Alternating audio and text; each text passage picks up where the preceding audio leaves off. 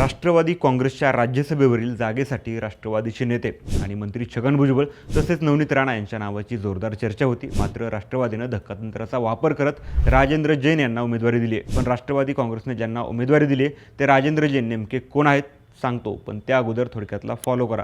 राष्ट्रवादी काँग्रेसकडून राज्यसभेसाठी छगन भुजबळ आणि नवनीत राणा यांच्या नावांची जोरदार चर्चा सुरू होती। भुजबळांना राज्यसभेवर जाताना आपले पुतणे समीर भुजबळ यांच्यासाठी मंत्रिमंडळात जागा हवी होती, पण भाजपने याला नकार दिला आणि सगळी समीकरणं अचानक बदलली। रविवारी 7 मे रोजी रात्री झालेल्या राष्ट्रवादीच्या कोर कमिटीच्या बैठकीत प्रफुल्ल पटेल यांचे सहकारी राजेंद्र जैन यांच्या नावावर शिक्कामोर्तब करण्यात आले। राजेंद्र जैन यांनी गोंदिया भंडारा स्थानिक स्वराज्य संस्थेतून तब्बल 12 वर्ष विधान परिषदेत प्रतिनिधित्व केले। तसंच मध्यवर्ती बँक आणि फेडरेशन सारख्या संस्थांमध्ये त्यांनी दीर्घकाळ काम केलं असून विदर्भाला मोठी संधी देण्यासाठी पक्षाने धक्कातंत्र वापरल्याचं बोललं जातंय। राजेंद्र जैन यांच्या उमेदवारीबाबत तुमचं मत कमेंटमध्ये नक्की सांगा आणि राज्यभरातील अशाच राजकीय बातम्यांसाठी थोडक्यातला फॉलो करा। बातमी म्हणजे थोडक्यात।